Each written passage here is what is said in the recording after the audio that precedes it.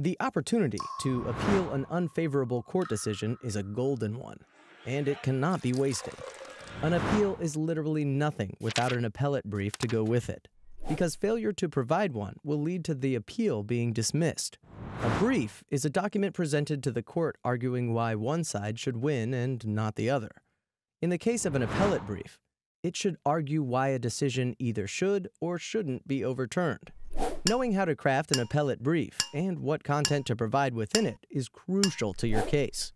The brief should contain, in an organized manner, a concise statement of the case and facts, a summary of the argument, a standard of review, and of course, your argument for why the original decision in the case should be overturned or upheld.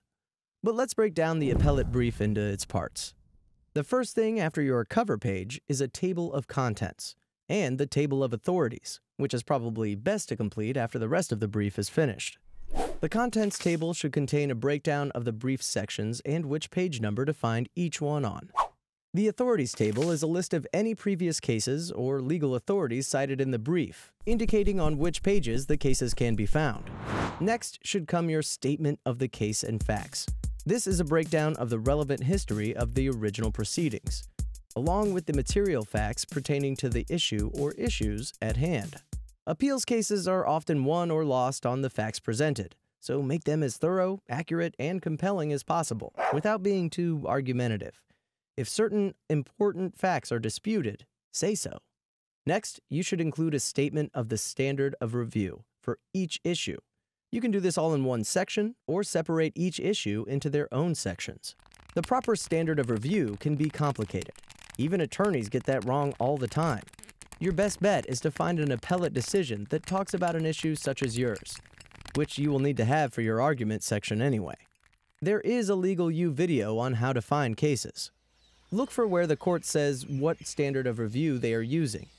It might be a strange word like de novo or abuse of discretion. A quick call to Legal U can help make sure you use the right one.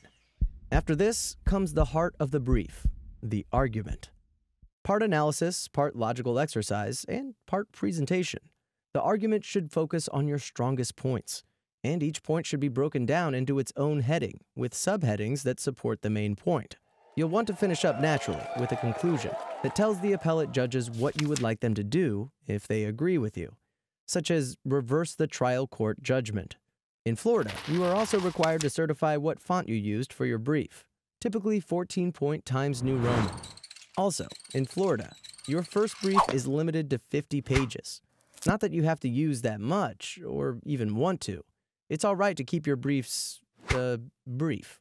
If you are the one who filed the appeal, you get a second brief, called a reply brief.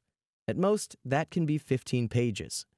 Sometimes an instructional video isn't enough, so Legal U also has example briefs, related resources, and live chat to make it enough. Legal U, where you are your own best lawyer.